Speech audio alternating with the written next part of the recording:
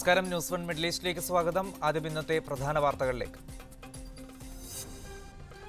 ഗസയിൽ ഇസ്രയേൽ കൂട്ടക്കുരുതി തുടരുന്നു. കൊല്ലപ്പെട്ടവരുടെ എണ്ണം 333 കവിഞ്ഞു. ഇസ്രയേൽ കരയാക്രമണം കൂടുതൽ ശക്തമാക്കി. അൽ ജസീറ ചാനലിന് ഇസ്രയേലിന്റെ മുന്നറിയിപ്പ്. ഗസയുമായി അതിർത്തി പങ്കിടുന്ന പ്രദേശത്തു നിന്ന് ഒഴിഞ്ഞു പോകണമെന്ന് അൽ ജസീറയോട് ഇസ്രയേൽ. തൊഴിൽ വിസ അനുവദിക്കുന്നതിൽ കൂടുതൽ നിയന്ത്രണം ഏർപ്പെടുത്തുമെന്ന് സൗദി തൊഴിൽ മന്ത്രാലയം. റിക്രൂട്ട്മെന്റ് നടപടികൾക്ക് മുമ്പ് സ്വദേശികൾക്കായി പരസ്യം നൽകണമെന്നതും നിർബന്ധമാക്കും. മധ്യാഹ്ന ജോലി വിലക്ക് ലംഘിച്ച കമ്പനികൾക്കെതിരെ കുവൈത്ത് തൊഴിൽ വകുപ്പ് നിയമ നടപടിക്കൊരുങ്ങുന്നു. ഷാർജയിൽ നിർമ്മാണ കമ്പനി ലക്ഷങ്ങളുടെ തട്ടിപ്പ് നടത്തിയതായി പരാതി. തട്ടിപ്പ് നടത്തിയത് മലയാളികളുടെ ഉടമസ്ഥതയിലുള്ള സ്പാർക്ക് ഇന്റർനാഷണൽ ഗ്രൂപ്പ്. പ്രതിരോധ വകുപ്പിൽ 21,000 കോടിയുടെ ഇടപാടിന് അനുമതി. കോടികളുടെ ഇടപാടിന് അനുമതി നൽകിയത് ഡിഫൻസ് അക്വിസിഷൻ കൗൺസിൽ. പ്രതിരോധ വകുപ്പിന് വേണ്ടി ഇനി സ്വകാര്യ കമ്പനികൾക്കും യുദ്ധേതര വിമാനങ്ങൾ നിർമ്മിക്കാം. യുദ്ധേതര വിമാനങ്ങൾ നിർമ്മിക്കുന്ന കമ്പനികൾക്ക് വിദേശ നിക്ഷേപം സ്വീകരിക്കാനും അനുമതി. ഹയർ സെക്കൻഡറി അലോട്ട്മെന്റിൽ റാങ്ക് അട്ടിമറിക്ക് കാരണമായത് വർദ്ധിപ്പിച്ച 20% സീറ്റ്. ട്രാൻസ്ഫർ അലോട്ട്മെന്റ് വഴി നികത്തിയത്. ഇതുവരെ പ്രവേശം കിട്ടാത്ത കുട്ടികൾക്ക് അധിക സീറ്റിന്റെ പ്രയോജനം നഷ്ടമായി. പ്ലസ് ടു വിഷയത്തിൽ കോൺഗ്രസുമായി അഭിപ്രായ വ്യത്യാസമില്ലെന്ന് മുസ്ലിം ലീഗ്.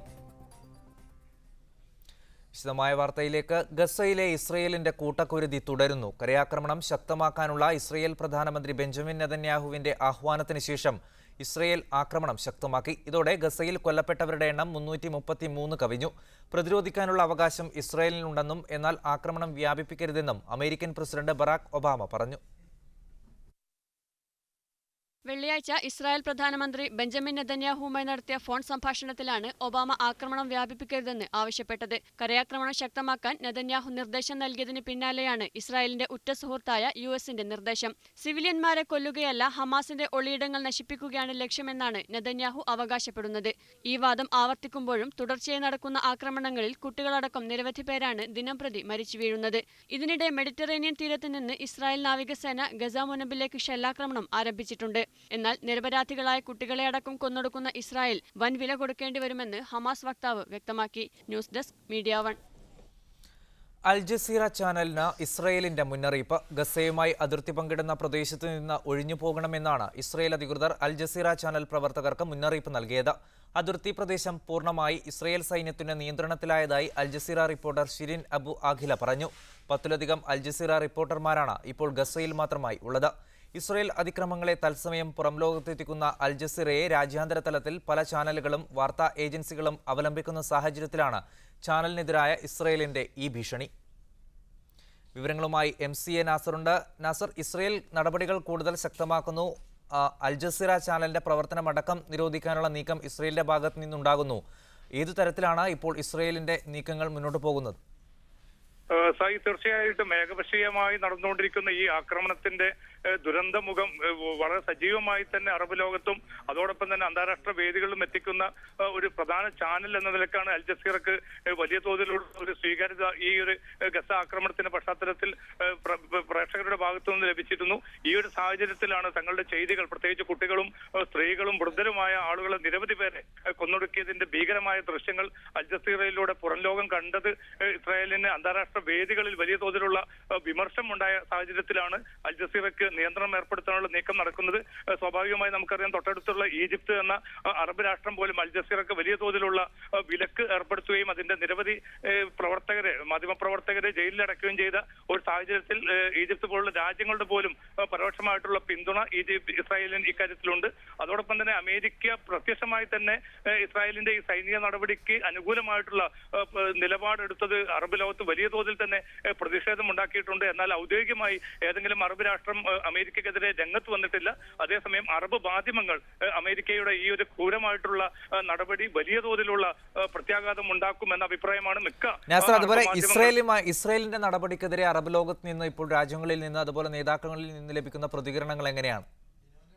സായി, വളരെ നേരത്തെ തന്നെ അറബ് ലീഗ് കെയ്റോയിൽ യോഗം ചേർന്നിരുന്നു. അതിന്റെ ഭാഗമായി ചില വെടിനിർത്തൽ നിർദ്ദേശം മുന്നോട്ട് വെച്ചിരുന്നു. പക്ഷേ തികച്ചും ഏകപക്ഷീയവും സുതാര്യമല്ലാത്തതുമായ ആ ഒരു വെടിനിർത്തൽ കരാറിനോട് അനുഭാവപൂർണ്ണമായിട്ട് പ്രതികരിക്കാൻ തങ്ങൾക്ക് സാധിക്കില്ല എന്ന് ഹമാസ് വ്യക്തമാക്കിയിരുന്നു. അതിനെ തുടർന്ന് ഇപ്പോൾ കരയുദ്ധം ആക്രമിച്ച ഒരു പശ്ചാത്തലത്തിൽ അടിയന്തര അറബ് ലീഗ് നേതൃയോഗം വിളിച്ചു ചേർക്കണമെന്ന ആവശ്യം ഉയരുന്നുണ്ട് എങ്കിൽ പോലും ആ അർത്ഥത്തിലുള്ള ഒരു ക്രിയാത്മകമായിട്ടുള്ള നടപടികൾ ഇനിയും ഉണ്ടായിട്ടില്ല. പക്ഷേ വലിയ തോതിലുള്ള സമ്മർദ്ദമുണ്ട്. പക്ഷേ കൃത്യമായിട്ടുള്ള ഒരു അജണ്ട മുന്നോട്ട് വെക്കാനോ ഇസ്രായേലിനെ ഇതിൽ നിന്ന് ഈ ഒരു നടപടിയിൽ നിന്ന് പിന്തിരിപ്പിക്കാനോ ഇരു കൂട്ടർക്കും ഇടയിൽ ഒരു വെടിനിർത്തൽ കരാറിനുള്ള സാധ്യത രൂപപ്പെടുത്താത്ത സാഹചര്യത്തിൽ അതിനുള്ള സാധ്യത വിദൂരമായ ഒരവസ്ഥയിൽ ഇത്തരം ഒരു ഉച്ചകോടികൾ ചേരുന്നതിൽ അർത്ഥമില്ല എന്ന നിലപാടാണ് പൊതുവെ തന്നെ കുവൈത്ത് ഉൾപ്പെടെയുള്ള അറബ് രാജ്യങ്ങളുടെ പ്രതികരണങ്ങളിൽ നിന്ന് വ്യക്തമാകുന്നത്. സായി, ഇസ്രയേൽ നടപടികൾ കൂടുതൽ ശക്തമാക്കുന്നു. അൽ ജസീറ ചാനലിനടക്കം നിയന്ത്രണം ഏർപ്പെടുത്താനുള്ള നീക്കങ്ങളാണ് ഇപ്പോൾ ഇസ്രയേലിന്റെ ഭാഗത്ത് നിന്നുണ്ടായത്. വിവരങ്ങൾ നൽകുകയായിരുന്നു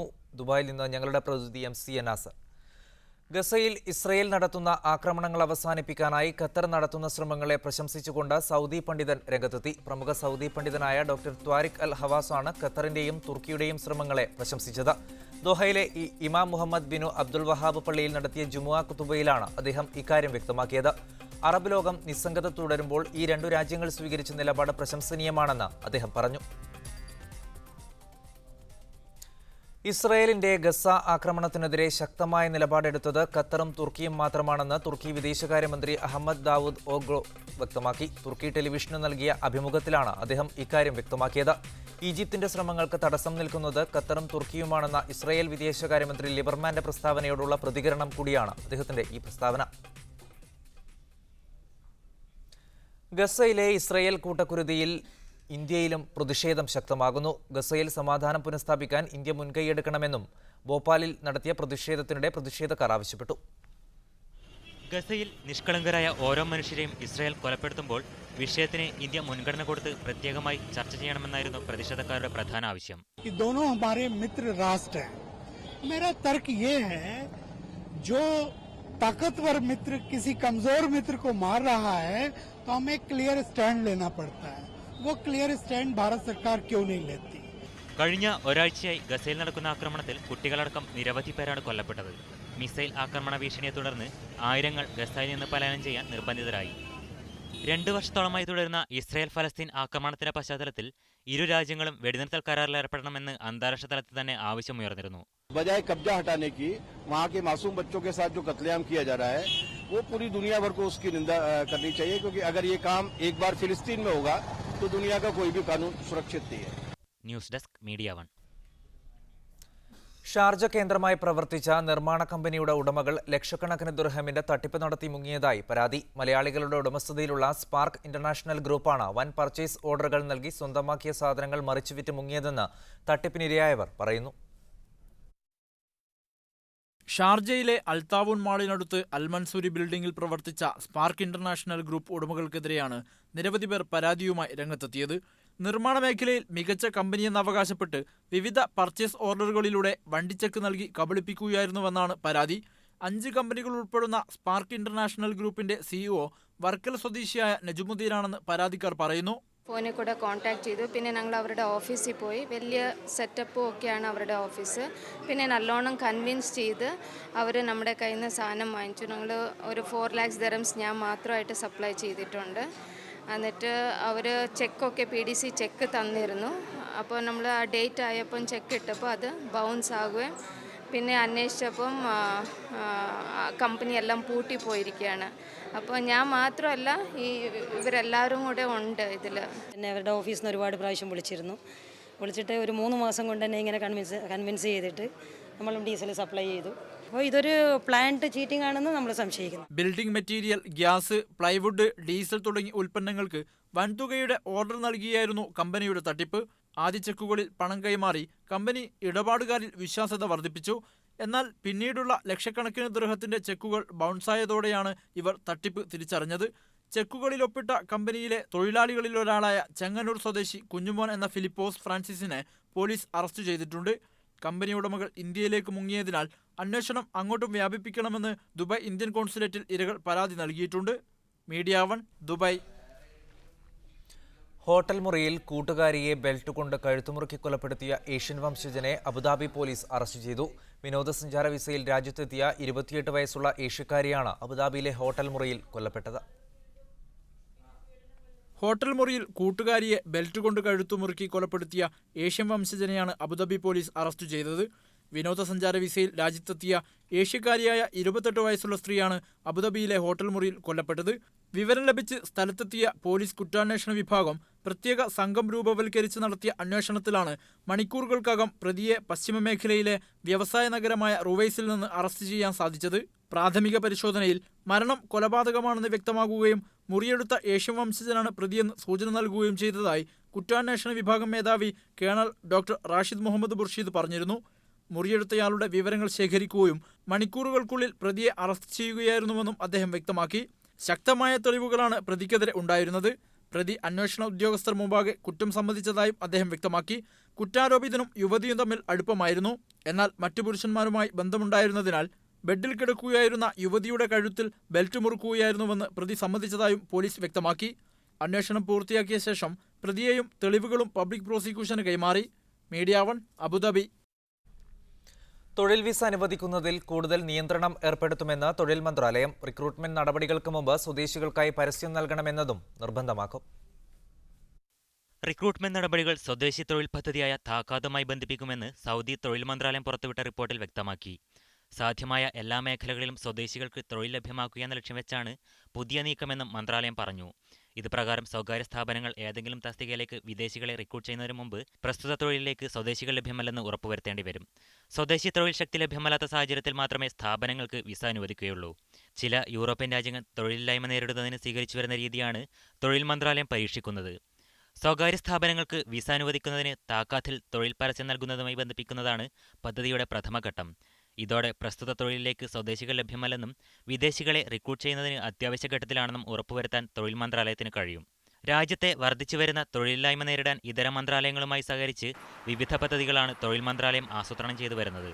വിദേശികളെ റിക്രൂട്ട് ചെയ്യുന്നതിന് മുമ്പ് സ്വദേശി തൊഴിലന്വേഷകർ ലഭ്യമല്ലെന്ന് ഉറപ്പുവരുത്തണമെന്ന് മന്ത്രാലയത്തിന്റെ തീരുമാനം സ്വദേശി യുവതി യുവാക്കൾക്ക് തൊഴിലവസരങ്ങൾ സൃഷ്ടിക്കാൻ കാരണമാകുമെന്നാണ് അധികൃതർ കണക്കുകൂട്ടുന്നത്.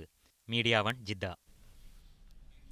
പ്രതിരോധ വകുപ്പിൽ 21,000 കോടിയുടെ ഇടപാടിന് കേന്ദ്ര സർക്കാർ അനുമതി നൽകി. പുതിയ പ്രതിരോധ മന്ത്രിയുടെ അധ്യക്ഷതയിൽ ആദ്യമായി ചേർന്ന ഡിഫൻസ് അക്വിസിഷൻ കൗൺസിലാണ് കോടികളുടെ ഇടപാടിന് അനുമതി നൽകിയത്. പ്രതിരോധ വകുപ്പിന് വേണ്ട യുദ്ധേതര വിമാനങ്ങൾ നിർമ്മിക്കാൻ സ്വകാര്യ കമ്പനികൾക്ക് അനുമതി നൽകിയ സമിതി ഈ കമ്പനികൾക്ക് വിദേശ നിക്ഷേപം സ്വീകരിക്കാമെന്നും തീരുമാനിച്ചിട്ടുണ്ട്. പ്രതിരോധ മന്ത്രി അരുൺ ജെയ്റ്റ്ലിയുടെ അധ്യക്ഷതയിൽ ചേർന്ന ആദ്യ യോഗത്തിൽ അദ്ദേഹം പറഞ്ഞത് ധാരാളം പദ്ധതികളിലേക്കുള്ള നിർദ്ദേശങ്ങളിൽ ചിലതിന് മാത്രമാണ് ഇപ്പോൾ അംഗീകാരം നൽകുന്നതെന്നാണ്. നാവികസേനയ്ക്ക് വിമാനവാഹിനി കപ്പലുകൾക്കായി 9,000 കോടി രൂപ സ്വകാര്യ പങ്കാളിത്തത്തോടു കൂടിയാണ് പദ്ധതി. 7,000 കോടി രൂപ ചെലവിൽ അത്യാധുനിക ധ്രുവ് ഹെലികോപ്റ്ററുകൾ, 32 HAL ഹെലികോപ്റ്റർ ഇനത്തിൽപ്പെട്ട 16 ഹെലികോപ്റ്ററുകൾ കോസ്റ്റ് ഗാർഡിനും നാവികസേനയ്ക്കുമായി നൽകാനാണ് ഉദ്ദേശിക്കുന്നത്. ഇതിന്റെ കാര്യക്ഷമതയും അറ്റകുറ്റപ്പണിയും ഉറപ്പുവരുത്തും. 56 വിമാനവാഹിനി കപ്പലുകൾ നിർമ്മിക്കുന്നതിനായി സ്വകാര്യ കമ്പനികളെ ക്ഷണിക്കാൻ തീരുമാനമായി. സ്വകാര്യ പ്രതിരോധ കമ്പനികളായ ടാറ്റയും മഹീന്ദ്രയും നേരത്തെ തന്നെ ടെൻഡറുകൾ നൽകിയിട്ടുണ്ട്. ഈ കമ്പനികൾ വിദേശ പങ്കാളികളുമായി ചേർന്ന് പദ്ധതി നടത്തും. 2,360 കോടി രൂപയുടെ അന്തർവാഹിനികൾ നിർമ്മിക്കുന്നതിനും അനുമതി നൽകിയിട്ടുണ്ട്. സംസ്ഥാന സർക്കാരുകളുടെ ഉടമസ്ഥതയിലുള്ള GRSE, ഗോവ ഷിപ്പ്യാർഡ് ലിമിറ്റഡ് എന്നിവയായിരിക്കും അന്തർവാഹിനികൾ നിർമ്മിക്കുക. മീഡിയ 1 ഡൽഹി. മധ്യാഹ്ന ജോലി വിലക്ക് ലംഘിച്ച കമ്പനികൾക്കെതിരെ കുവൈത്ത് തൊഴിൽ വകുപ്പ് നിയമ നടപടിക്കൊരുങ്ങുന്നു. ഉച്ചനേരങ്ങളിൽ തൊഴിലാളികളെ കൊണ്ട് ജോലി ചെയ്യിച്ച 12 കമ്പനികളുടെ വിവരങ്ങൾ ക്രിമിനൽ ഇൻവെസ്റ്റിഗേഷൻ ഡിപ്പാർട്ട്മെന്റിന് കൈമാറി. വേനൽ കടുത്തതിനാൽ ജൂൺ 1 മുതൽ ഓഗസ്റ്റ് 31 വരെ 3 മാസത്തേക്ക് തുറന്ന സ്ഥലങ്ങളിൽ ജോലി ചെയ്യുന്നതിന് കുവൈത്ത് വിലക്കേർപ്പെടുത്തിയിരുന്നു. വിലക്ക് ലംഘിക്കുന്നവർക്കെതിരെ കർശന നടപടിയെടുക്കണമെന്ന തൊഴിൽ മന്ത്രിയുടെ നിർദ്ദേശത്തെ തുടർന്ന് ഉദ്യോഗസ്ഥർ നിരീക്ഷണം ശക്തമാക്കിയിരുന്നു. വിലക്ക് ലംഘിച്ചതായി കണ്ടെത്തിയ ഏതാനും കമ്പനികൾക്ക് നേരത്തെ മുന്നറിയിപ്പ് നോട്ടീസ് നൽകിയിരുന്നു. താക്കീത് നൽകിയതിനു ശേഷവും ലംഘനം തുടർന്ന കമ്പനികൾക്കെതിരെയാണ് ഇപ്പോൾ നടപടി സ്വീകരിച്ചു തുടങ്ങിയത്. നിയമലംഘകരായ 12 കമ്പനികളുടെ വിവരങ്ങൾ തുടർ നടപടികൾക്കായി ആഭ്യന്തര മന്ത്രാലയത്തിന് കീഴിലെ ക്രിമിനൽ ഇൻവെസ്റ്റിഗേഷൻ ഡിപ്പാർട്ട്മെന്റിന് കൈമാറിയതായി പബ്ലിക് അതോറിറ്റി ഫോർ മാൻ പവറിലെ തൊഴിലാളികാര്യ ഉപമേധാവി ബദറിയ അൽ മുഖൈമി അറിയിച്ചു. വിലക്ക് ലംഘിക്കുന്ന തൊഴിലുടമകളുടെ ഫയലുകൾ മരവിപ്പിക്കുകയും ഒരു തൊഴിലാളിക്ക് 200 ദിനാർ തോതിൽ പിഴ ഈടാക്കുകയും കേസ് പ്രോസിക്യൂഷന് കൈമാറുകയും ചെയ്യുമെന്ന് നേരത്തെ തന്നെ അധികൃതർ മുന്നറിയിപ്പ് നൽകിയിരുന്നു. Media 1 Kuwait city. കൂടുതൽ വാർത്തകളിലേക്ക് വരാം. ചെറിയൊരു ഇടവേളയ്ക്ക് ശേഷം.